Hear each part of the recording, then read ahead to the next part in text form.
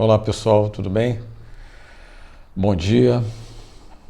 Hoje são 12 de julho e o tema de hoje vai ser bem-aventurados os aflitos.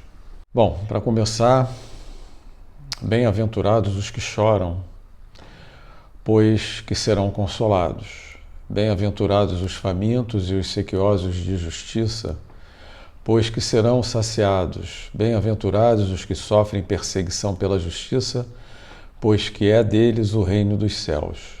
Mateus 5, 4, 6 e 10. Somente considerando a vida futura podemos observar as compensações que Jesus promete aos aflitos da terra. Sem a certeza do futuro, essas máximas seriam um contrassenso. Atualmente podemos observar as seguintes questões aqui na Terra. Primeiro, por que alguns homens sofrem mais do que outros? Segundo, por que algumas pessoas nascem na miséria e outras na opulência? Terceiro, por que alguns homens nada conseguem, ao passo que outros tudo conseguem?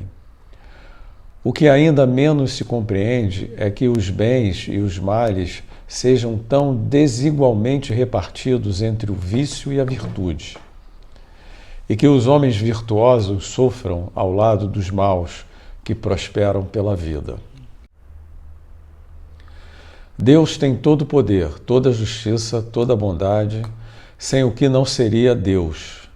Se é soberanamente bom e justo, não pode agir caprichosamente, nem com parcialidade. Logo, as vicissitudes da vida derivam de uma causa. E uma vez que Deus é justo, essa causa tem de ser justa. Precisamos entender isso. Por meio dos ensinamentos de Jesus, Deus pôs aos homens na direção da compreensão das leis. E hoje, julgando que os homens estão suficientemente maduros para compreendê-la, revela aos homens a lei por meio do Espiritismo, isto é, pela palavra dos Espíritos. Isso foi relatado no Evangelho segundo o Espiritismo há 160 anos atrás, né? Em 1857, por volta da década de 50. Por isso que ele diz aqui, né?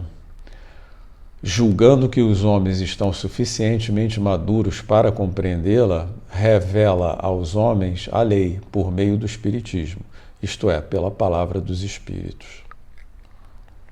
Causas atuais das aflições. De duas fontes vêm os problemas, as vicissitudes da vida, que importa distinguir. Umas têm sua causa na vida presente, outras fora desta vida, em vidas passadas. Remontando-se à origem dos males terrestres, reconhecemos que muitos são consequência natural do caráter e do proceder dos homens que os suportam. Quantos homens caem pela sua própria culpa? Muitos homens são vítimas de sua imprevidência, de seu orgulho e de sua ambição.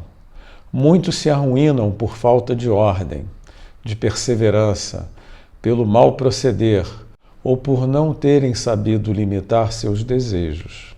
Quantas uniões desgraçadas porque resultaram de um cálculo de interesse ou de vaidade e nas quais o coração não tomou parte alguma.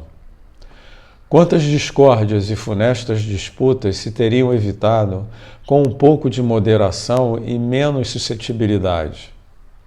Quantas doenças e enfermidades decorreram da intemperança e dos excessos de todo gênero? O grande mal da humanidade atualmente, né? Os excessos. Quantos pais são infelizes com seus filhos porque não lhes combateram desde o princípio, quando ainda crianças, as más tendências, por fraqueza ou indiferença, deixaram que nessas crianças se desenvolvessem os germes do orgulho, do egoísmo e da tola vaidade. Precisamos perguntar às nossas consciências por que somos feridos no coração pelos problemas, pelas vicissitudes e decepções da vida. Precisamos remontar passo a passo a origem dos males que nos torturam e verificarmos se, em muitos casos, não poderemos dizer: se eu houvesse feito ou deixado de fazer tal coisa, não estaria nessa atual condição. O homem, pois, em grande número de casos, é o causador de seus próprios infortúnios, mas em vez de reconhecermos essa situação, achamos mais simples, menos humilhante para a nossa vaidade, acusar a sorte, a providência, a má fortuna, a má estrela, ao passo que a má estrela é apenas a nossa falta de cuidado, nosso próprio desleixo. O homem evitará muitos problemas e sofrimentos quando trabalhar para se melhorar moralmente e intelectualmente. A lei humana, a legislação atual, atinge certas faltas e as pune. Pode então o homem, o faltante, reconhecer que sofre a consequência do que fez, do mal que fez. Mas a lei humana não atinge nem pode atingir todas as faltas. A lei humana incide especialmente sobre os homens que trazem prejuízo à sociedade, e não sobre os homens que só prejudicam a si mesmos. Deus, porém, quer que todas as suas criaturas progridam e, portanto, não deixe impune qualquer desvio do caminho correto. Não há falta alguma, por mais leve que seja, nenhuma infração da sua lei que não acarrete forçosas e inevitáveis consequências mais ou menos pesadas, deploráveis. O homem é sempre punido por aquilo em que pecou, nas pequenas coisas como nas grandes coisas. Os sofrimentos que decorrem do pecado são uma advertência de que procedeu mal.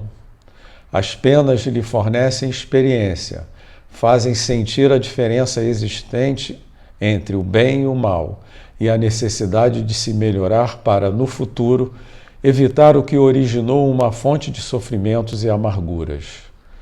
Entretanto, a experiência algumas vezes chega um pouco tarde, quando a vida já foi desperdiçada, quando as suas forças já estão gastas e sem remédio o mal. Mas se há males nesta vida, cuja causa primária é o homem, existem outros males, também os quais, pelo menos na aparência, ele é completamente estranho e que parecem atingi-lo como por fatalidade. Tal, por exemplo, a perda de entes queridos e a dos que são o amparo da família. Outros ainda, os acidentes que nenhuma previsão poderia impedir, os reveses da fortuna, que frustram todas as precauções aconselhadas pela prudência, os flagelos naturais, as enfermidades de nascença, sobretudo as que tiram a tantos infelizes os meios de ganhar a vida pelo trabalho, as deformidades, a idiotia, o cretinismo e outros tantos males.